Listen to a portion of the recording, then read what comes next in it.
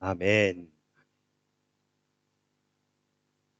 여기 있는 우리 모두는 좋아하는 찬송가나 복음성가가 한 곡 이상씩은 다 있으실 거라고 여겨집니다.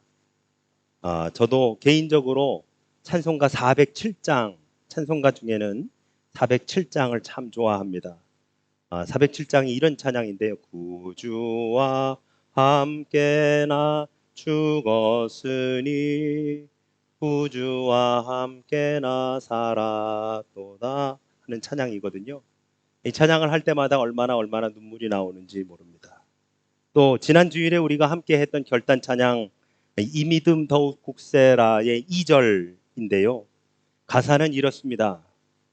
주님이 뜻하신 일 헤아리기 주님이 뜻하신 일 헤아리기 어렵더라도 언제나 주 뜻 안에 내가 있음을 아노라 하는 찬양입니다. 찬양을 할 때마다 얼마나 위로가 되는지 얼마나 은혜가 되는지 모릅니다. 비록 주님이 뜻하신 일을 우리가 헤아리기가 어렵더라도 언제나 주님의 뜻 안에 우리가 있다는 사실을 믿고 고백하는 믿음의 고백이 됩니다. 오늘 본문 로마서 8장 1절에서 그리스도 예수 안에 있는 자라고 하는 말씀을 묵상하면서 내내 이 가사가 떠올랐습니다. 언제나 주 뜻 안에 내가 있음을 아노라. 그러면서 한편으로는 과연 내가 그리스도 예수 안에 있다는 것이 그 말씀이 무엇을 의미하는 것일까? 내가 그리스도 예수 안에 있는 것이 무엇일까? 무슨 뜻일까? 무슨 의미일까? 라고 하는 것을 계속해서 저 스스로에게 질문을 던지면서 오늘 나눌 말씀을 준비하였습니다. 오늘 본문의 말씀을 읽고 있노라면 이렇게 둘로 나뉘어져 있는 것을 보게 됩니다. 여러분, 이 로마서의 말씀은 계속해서 읽어보면 왠지 모르게 이렇게 이분법적인 사고를 가지고 그렇게 써져 있는 것을 보게 되어집니다. 당시에 이 로마 쪽에서 이 헬라 쪽에서 공부했었던 바울에게 있어서 이 나누는 것은 굉장히 중요한 그러한 뭐랄까요 사상이었더랬었지요. 서양 사상은 분석하고 분류하고 나누는 것입니다만 동양 사상은 그것의 공통점을 찾고 하나로 만들어가는 바로 그러한 사상이다라고 윤리에서 그렇게 이야기를 하지요. 마찬가지 이 로마서를 읽고 있으면 계속해서 사도 바울이 이분법적으로 접근하고 있는 것을 보게 되는데요. 한쪽은 육신이라고 하는 것입니다. 육신, 죄, 사망 이런 것들로 구성이 되어 있고 다른 한쪽은 생명, 영생, 평안, 영 이런 것으로 구성이 되어집니다. 로마서 전체가 이분법적으로 쓰여졌다라고 해도 과언이 아닐 텐데요. 특별히 오늘 로마서 8장의 말씀은 바로 그 이분법적인 사고의 대표적인 구절이다라고 그렇게도 이야기할 수 있을 것 같습니다. 오늘 우리 성령 강림 후 제7주를 맞아서 그리스도 예수 안에 있는 자라고 하는 제목으로 이 로마서 8장의 말씀을 중심으로 함께 은혜를 나눠보고자 합니다. 여러분, 오늘 본문은 그러므로라고 하는 말씀으로 시작되어집니다.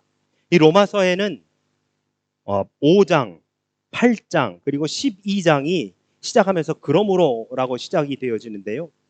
제가 지난번에도 한번 말씀드렸지만 로마서 전체 16장 가운데 1장부터 11장까지는 하나님께서 우리를 어떻게 구원하셨는지에 대한 사도 바울이 가지고 있는 구원론이 담겨져 있습니다. 죄인 되었던 우리들, 그래서 그 누구도 우리를 구원해 줄 수 없는 우리들을 위해 하나님께서 친히 인간의 모습으로 우리 가운데 오시어 우리를 구원해 주신, 그래서 우리가 육신과 사망과 죄악 가운데 있었던 우리들이 이제는 영으로 옮겨져서 생명과 평안으로 옮겨졌다라고 하는 말씀이 1장부터 11장까지의 내용이 되어집니다.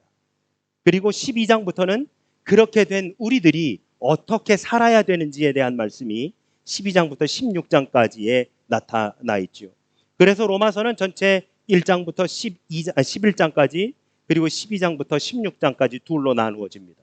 바로 이 두 개의 내용 가운데에 그러므로라고 해서 12장 1절이 시작되어지고 있으니 이렇게 해서 구원받은 우리들, 예수 그리스도께서 이 땅에 오시어 구원받은 우리들이 그러므로 너희 몸을 거룩한 산제사로 하나님께 드리라 라고 하면서 어떻게 우리가 살아야 되는지에 대해서 나타나 있는 말씀이 그 뒷부분의 말씀이 되어집니다. 이와는 반대로 5장과 오늘 본문 8장을 시작하면서 나오는 그러므로 라고 하는 말씀은 조금 의미가 다릅니다. 먼저 5장에 있는 말씀 바로 앞에 있는 4장 25절에 이렇게 기록되어 있는데요. 예수는 우리가 범죄한 것 때문에 내줌이 되고 또한 우리를 의롭다 하시기 위하여 살아나셨느니라. 즉 예수님께서 대속해 주심으로 말미암아 우리가 의롭게 되어졌다라고 하는 것이지요. 그리고 이어서 5장 1절에서 그러므로 우리가 믿음으로 의롭다 하심을 받았으니 우리 주 예수 그리스도로 말미암아 하나님과 화평을 누리자라고 그렇게 사도 바울이 기록하고 있습니다. 우리는 여기에서 두 가지의 중요한 신학적 이슈를 보게 되어지는데요. 첫째로는 믿음으로 의롭다 하심을 받았다라고 하는 겁니다. 이것을 두 글자로 칭의, justification이라고 그렇게 이야기합니다. 믿음으로 의롭다 함을 받았다. 우리가 의롭다 함을 받기는 받았는데 무엇으로 받았느냐? 내가 무엇을 행함으로 받은 것이 아니라 믿음으로 말미암아 의롭다 함을 받았다라고 하는 말씀이 되어지는 것이지요. 예수 그리스도께서 십자가에 달려 죽으셨다라고 하는 것을 믿음으로 고백하는 것, 바로 그것으로 우리가 의롭다 함을 얻은 것이지, 내가 무언가를 행함으로 인해서 내가 누구를 도와주고 선을 베풀고 내가 남을 먼저 찾아가고 무언가의 봉사활동을 했기 때문에 의롭다 함을 얻는 것이 아니더라라고 하는 말입니다. 여러분, 이 세상은 무언가를 행하는 사람에게 선하다라고 말합니다. 누구를 도와주고 기부하고 그리고 남들에게 먼저 찾아가고 그렇게 해서 도움의 손길을 먼저 내밀어주는 그런 사람들을 선하다고 합니다. 의롭다고 이야기합니다. 그러나 우리 하나님께 있어서는 그런 사람이 선한 것이 아니라 예수님께서 이 땅에 오시어 우리를 위해 십자가를 지어주셨다라고 하는 것을 믿음으로 고백하는 사람들을 의롭다라고 그렇게 말씀하시는 것이지요. 이 칭의로 인해 우리 주 예수 그리스도의 대속으로 말미암아 화해와 용서가 이루어졌다라고 그렇게 말씀합니다. 그 다음 오늘 본문의 8장 1절에 그러므로라고 하는 말씀을 보시면 역시 그 바로 앞에 7장 24절과 25절에 오호라 나는 곤고한 사람이로다. 이 사망의 몸에서 누가 나를 건져내랴. 우리 주 예수 그리스도로 말미암아 하나님께 감사하리로다. 그런즉 내 자신이 믿음으로는 하나님의 법을 육신으로는 죄의 법을 섬기노라 하고 그렇게 말씀하고 있습니다. 즉 5장에 나오고 있는 그리스도 예수 안에서 칭의와 화해를, 그리스도 화해를 경험한 사도 바울조차도 자신 그 육신 안에 죄악 가운데 거하고 있는 그 현실을 직시하며 자신 스스로를 뭐라고 이야기하느냐? 오호라 나는 곤고한 사람이다 라고 이야기하고 있더라라고 하는 것이지요. 그 누구도 자기 스스로 의롭다 칭함을 얻을 수 있는 사람이 아무도 없다라고 하는 것입니다. 그래서 사도 바울이 오호라 나는 곤고한 사람이로다 라고 그렇게 말하고 있는 것이지요. 그리고 이어서 8장 1절과 2절에서 그러므로 이제 그리스도 예수 안에 있는 자에게는 결코 정죄함이 없나니 이는 그리스도 예수 안에 있는 생명의 성령의 법이 죄와 사망의 법에서 너를 해방하였습니다. 여기에서도 두 가지 신학적인 이슈가 등장을 합니다. 예수 안에 있는 자에게 정죄함이 없다는 그리스도의 대속과 그리고 생명과 성령의 법이 죄와 사망의 법에서 해방하였다라고 하는 그리스도의 해방, 대속과 해방이 등장합니다. 정리해보면 첫째로 5장 1절에서 이 의롭다 하심을 칭의라고 한다면 8장 1절에서의 이 정죄함이 없다라고 하는 것, 그리스도의 대속을 뜻하는데요. 여기서 이 정죄라고 하는 말은 헬라어로 카타크리마라고 합니다. 여러분, 이 카타크리마라고 하는 말은요, 법정에서 쓰여지던 용어예요. 즉 법정에서 피고에게 유죄를 선언할 때 You are guilty라고 할 때 쓰여졌던 말이 바로 이 카타크리마라고 하는 말입니다. 그러므로 그리스도 예수 안에 있는 나는 한마디로 법정에서 이제 무죄가 되었다라고 하는 의미가 바로 이 8장 앞부분에 말씀이 되어집니다. 둘째로 5장 1절에서 사용된 하나님과 화평을 누리자라고 하는 말씀에서 이 화평이라고 하는 헬라어는 에이레네라고 하는 말인데요. 이 말은 상호 관계 속에서의 평화를 누리는 것을 말합니다. 에베소 2장 14절부터 18절까지의 말씀을 보시면 그는 우리의 화평이신지라 둘로 하나를 만드사 원수된 것 곧 중간에 막힌 담을 자기 육체로 허시고 법조문으로 된 계명의 율법을 폐하셨으니 이는 이 둘로 자기 안에서 한 세 사람을 지어 화평하게 하시고 또 십자가로 이 둘을 한 몸으로 하나님과 화목하게 하려 하심이라.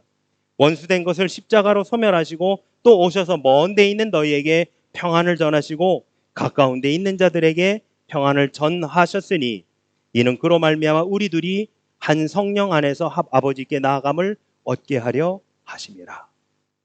여러분, 둘이 되었었던 사람, 이 둘의 관계가 예수 그리스도께서 오심으로 어떻게 되어졌느냐? 하나가 되었다는 것입니다. 이 둘이 서로 상호 교류를 통해서 화평을 누리어 하나가 되었다라고 하는 것, 바로 이것이 에이레네의 뜻이 되어집니다. 세 번째로 8장 2절에서 해방이라는 뜻을 나타내는 헬라어 엘류테로라고 하는 말이 있습니다. 이 말은 종으로부터 자유자가 된 상태를 뜻하는 것인데요. 이 시제도 현재 완료형입니다. 그래서 이미 완료되었다, 이미 자유자가 되었다, 해방되었다라고 하는 뜻인데요. 이러한 상태를 우리는 뭐라 하느냐? 그리스도와 연합했다라고 이야기할 수 있습니다. 결론적으로 사도 바울은 이 두 번의 그러므로를 통해서 예수 그리스도 안에 있는 자들은 그리스도의 대속으로 말미암아 법적으로 죄값을 치러서 무죄가 된 상태인 자로, 또한 그리스도와 연합으로 인해서 종에서 자유자로 신분이 바뀐 상태다라고 설명하고 있습니다. 이해가 되십니까? 제가 굉장히 어렵게 표현을 했더니 뭐라고 할까요? 처음에는 시선이 저한테 쫙 몰려있던 시선들이 점점 분산되는 게 느껴집니다.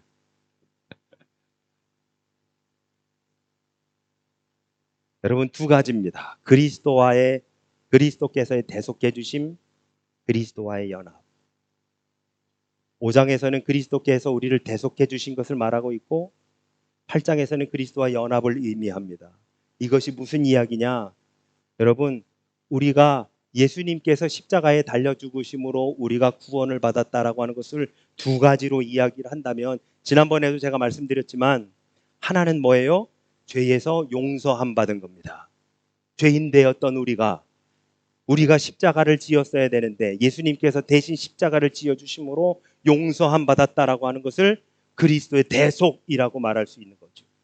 두 번째로는 그렇게 용서함 받고 끝난 것이 아니라 그 용서함 받은 우리가 뭐가 됐다고요? 하나님을 아버지라 부를 수 있었다고요. 하나님을 아버지라 부를 수 있게 된 것은 뒤집어서 이야기하면 하나님의 자녀가 되었다라고 하는 이야기가 되어집니다. 단순히 죄의 용서함 받고 끝난 것이 아니라 하나님을 우리가 아버지로 부를 수 있는, 하나님이 우리를 자녀 삼아주신 그 권세를 누리게 되었다라고 하는 것이 결국 그리스도와의 연합이 되어집니다. 왜 그리스도와의 연합이냐? 하나님의 아들인 그리스도와 우리가 연합하여 에이렌의 하나가 되어짐으로 인해서 결국 그 예수님께서 가지고 계신 아들의 권세, 자녀의 권세를 우리도 갖게 되었다라고 하는 바로 그러한 말씀이 되어지는 것이지요. 그래서 로마서 5장에서는 하나님 그리스도로 말미암은 대속의 은혜가, 8장에서는 그리스도로 말미암은 연합의 은혜가 우리들에게 주어졌다라고 하는 말씀이 그러므로라고 하는 말씀으로 우리에게 주어져 있는 것이지요. 여러분, 우리가 만약에 용서함만 받았다라고 한다면 하나님과는 아무 관련이 없는 사람으로 살아가는 겁니다.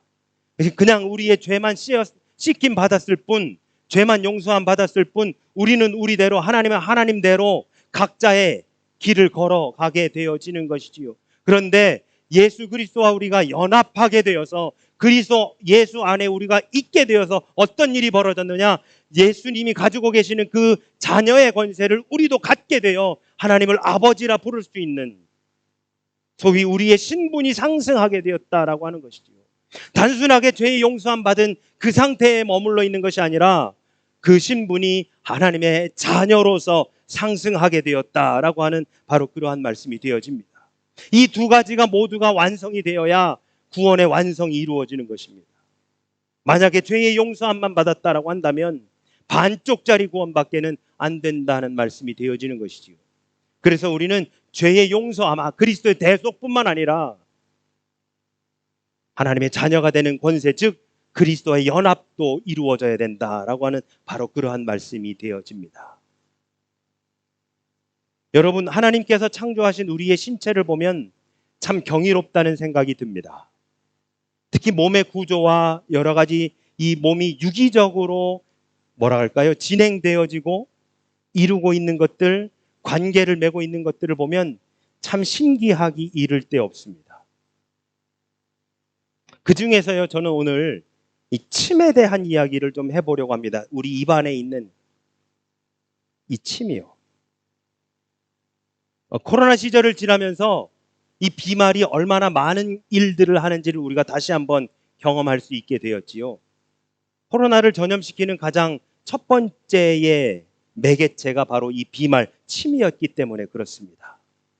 그런데 여러분, 이 침은 우리 입안에서 없어서는 안 되는 중요한 역할을 몇 가지를 감당합니다. 첫 번째로는 소화작용을 돕는 역할을 감당합니다. 침에 함유된 아밀라아제 성분이 녹말을 분해해서 음식물을 소화할 수 있도록 도와줍니다. 두 번째로는 구취를 제거해 줍니다. 입안에 침의 양이 적으면 구강 건조증을 유발시켜서 충치와 잇몸 질환은 물론이고 구취도 나기 쉽다고 합니다. 세 번째로는 구강을 보호해 줍니다. 이 침 안에 뮤신이라고 하는 성분이 이 입안을 코팅해 주는 역할을 해서요, 뜨거운 음식이나 자극적인 음식이 구강 점막이나 식도를 자극시켜서 상처를 주도록 하는 것을 막아주는 기능을 한다고 합니다. 또 혀가 입안에서 잘 움직여서 우리가 말을 하거나 입으로 무엇을 하는데 윤활유의 역할을 해주기도 합니다.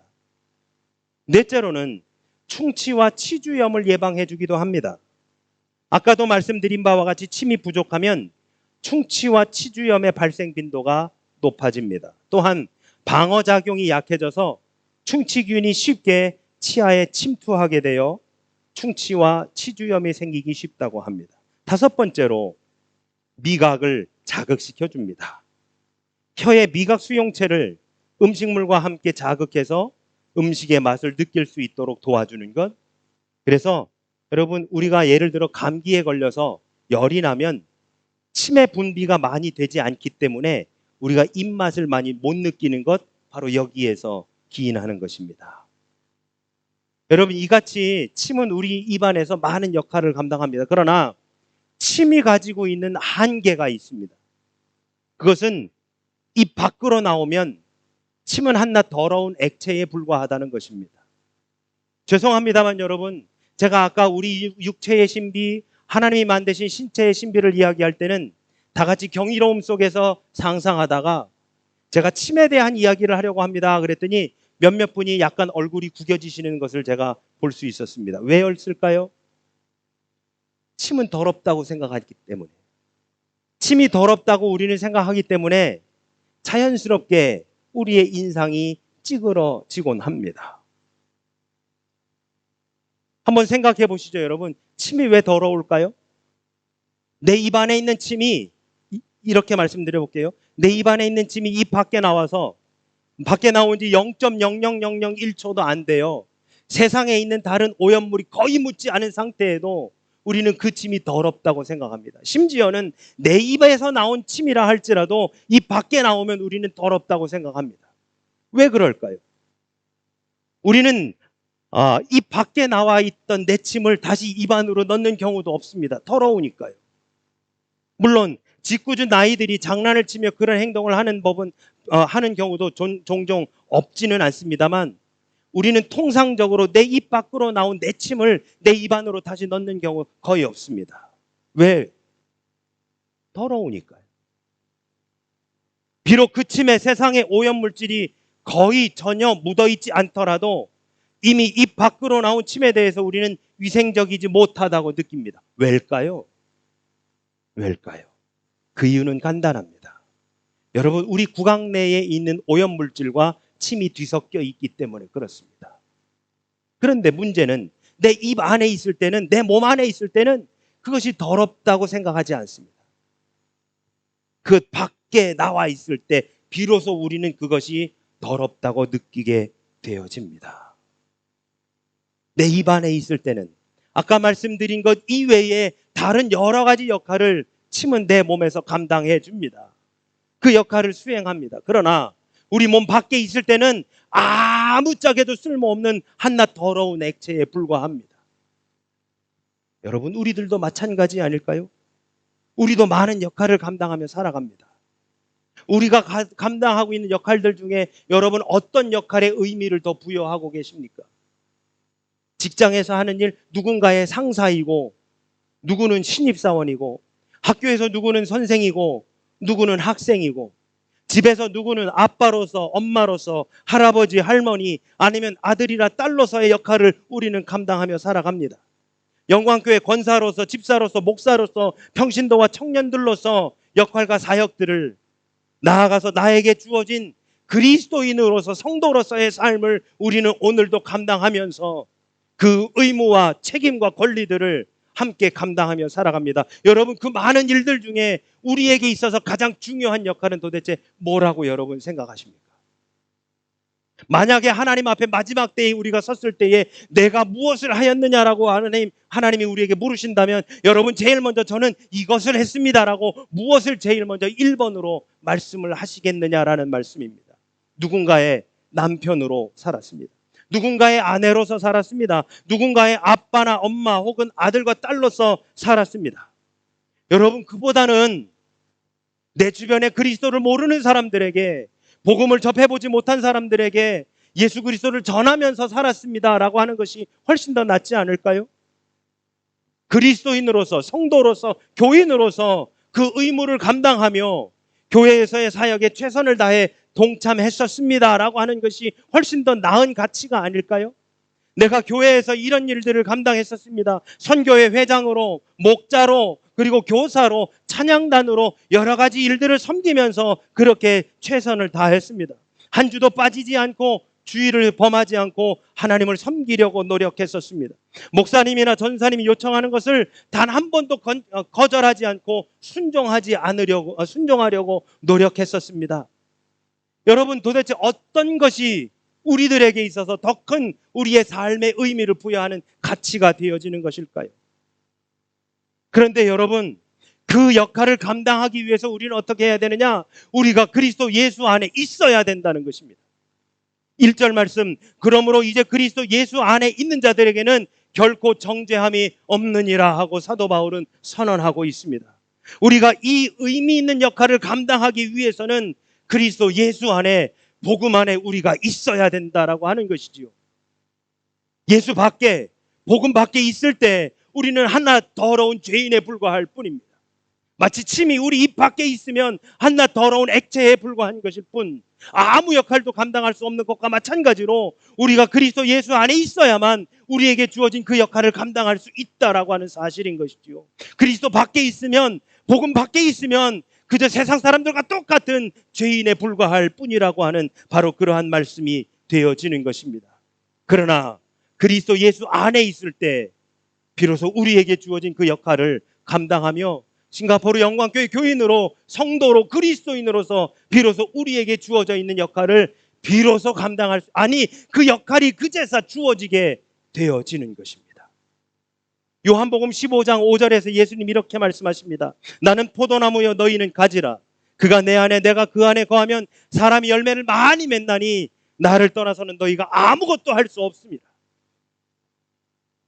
오늘 사도 바울은 2절 말씀에서 그리스도 예수 안에 있는 생명의 성령의 법이 죄와 사망의 법에서 너희를 해방하였음이라 하고 말씀하고 있습니다. 아까 말씀드린 바대로 1절에서 이 정죄라고 하는 단어는 법정에서 사용되는 용어입니다. 법정에서 you are guilty, 너 죄가 있어 라고 할 때 사용되었었던 용어가 바로 이 정죄라고 하는 단어입니다. 그런데 오늘 2절에서 뭐라 하느냐? 그 you are guilty라고 했었던 그 정죄받았던 그 인간이 이제 그리스도 예수 안에서 생명의 성령의 법이 죄와 사망의 법에서 너를 해방하였습니다. 놓여졌다라고 하는 말이 되어지는 것이지요. 그러니 결국 죄와 사망의 법에 얽매여서 갈 길을 몰라 헤매고 있었던 우리들에게 무죄가 선언되어지는 것입니다. 피고인 송신영 무죄, 피고인 이민석 무죄, 피고인 유형빈 무죄. 우리 모두가 다 피고로서 하나님의 법정에 섰다가 죄와 사망의 법에 서 있던 우리들이 이제 그리스도 예수 안에 있는 우리들은 결국 생명의 법으로, 성령의 법으로 옮겨져서 무죄가 선언되었다라고 하는 것입니다. 그래서 3절과 4절은 이렇게 말씀합니다. 율법이 육신으로 말미암아 연약하여 할 수 없는 그것을 하나님은 하시나니 곧 죄로 말미암아 자기 아들을 죄 있는 육신의 모양으로 보내어 육신의 죄를 정하사 육신을 따르지 않고 그 영을 따라 행하는 우리에게 율법의 요구가 이루어지게 하려 하십니다. 그러므로 우리는 죄로 인한 사망과 죽음의 권세 아래 제한되었었던 그 육신 사륵스 안에 거하던 우리가 이제는 그리스도 예수 안에 거함으로 이제 완전한 자유함을 누리게 되었다라고 하는 사실이 되어집니다.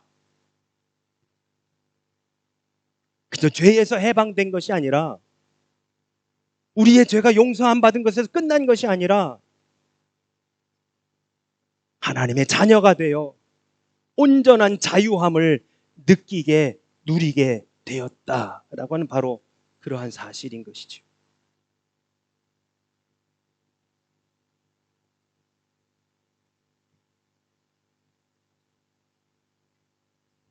한국 정치사의 삼김시대를 빼놓고는 이야기할 수 없습니다. 이 삼김 중에 이김이 우리나라 역대 대통령을 지내셨지요. 고인이 되신 김영삼 대통령과 또한 김대중 대통령입니다. 김영삼 대통령은 영남을, 그리고 김대중 대통령은 호남을 대표하시는 정치인이시지요. 그 두 분이 연이어서 각각 대한민국의 대통령을 역임하셨습니다. 이것이 옳다 그르다 좋다 나쁘다를 떠나서 제가 어렸을 때 그분들이 대통령을 하시는 걸 보면서 문득 이런 생각이 들었습니다.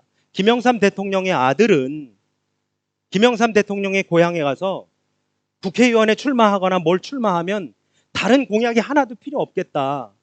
그분이 외치는 것은 하나면 됩니다. 뭐예요? 내 아버지가 김영삼입니다. 한마디면 됩니다. 김대중 대통령의 아들은 자신의 아버지의 고향에 가서 국회의원이든 뭐든 출마했을 때 다른 고향 아무것도 필요 없고 딱 한마디면 됩니다. 내 아버지가 김대중입니다. 여러분, 물론 오늘날은 그렇지 않습니다만 저는 그때 그러한 일들을 쭉 경험하면서 무슨 생각을 했느냐. 내 육신의 아버지를 왜 내 아버지는 김영삼이 아니지? 왜 내 아버지는 김대중이 아니지? 이거를 이야기할 것이 아니라 여러분, 우리 어디 가든지 내 아버지가 하나님입니다 라고 하는 한마디면 되지 않을까요? 내 아버지가 하나님이십니다 한마디면 되지 않을까요? 아무리 힘들고 어려운 일들이 우리 앞에 닥칠지라도, 아무리 우리가 넘어가기 힘든 고난이 우리에게 닥쳐온다 할지라도 그 앞에서 내 아버지가 하나님이십니다 그 한마디면 되지 않겠습니까? 내 육신의 일을 돌아보고 내 한계에 사망과 죽음의 권세 아래 사로잡혀 있는 이 사륵스라고 하는 육신에 매여서 무엇을 해야 되지, 어디를 가야 되지, 누구의 도움을 구해야 되지라고 지금도 전전긍긍하고 있는 우리들의 모습을 되돌아보면서 그리스도 예수 안에 있는 사람들이 과연 이 육신에 묶여가지고 그 더 이상 나아가지 못하고 있는 우리들의 이 한계를 바라보며 과연 내가 그리스도 예수 안에 있는 자인가를 다시 한번 되짚어 봐야 되지 않을까라고 하는 생각을 하게 되어집니다. 그리고 그리스도 예수 안에 있는 자들은 그리스도께서 생각하셨던 일들을 생각하며 살아갈 수 있게 되었습니다. 예수님께서 처음 공생애를 시작하실 때 들으셨던 하나님의 음성입니다. 마가복음 1장 11절.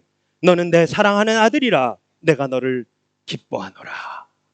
그러므로 우리의 삶의 목적이, 우리의 삶의 지향점이 사망에서 생명으로, 죄에서 무죄로 옮겨져 가게 되어진 것이지요. 육체를 향하던 우리의 이 삶의 방향성이 이제는 영을 향해 나아가게 될 수 있다라고 하는 말씀이 되어집니다. 7절과 8절은 이렇게 고백합니다. 육신의 생각은 하나님과 원수가 되나니 이는 하나님의 법에 굴복하지 아니할 뿐만 아니라 할 수도 없음이라. 육신에 있는 자들은 하나님을 기쁘시게 할 수 없느니라.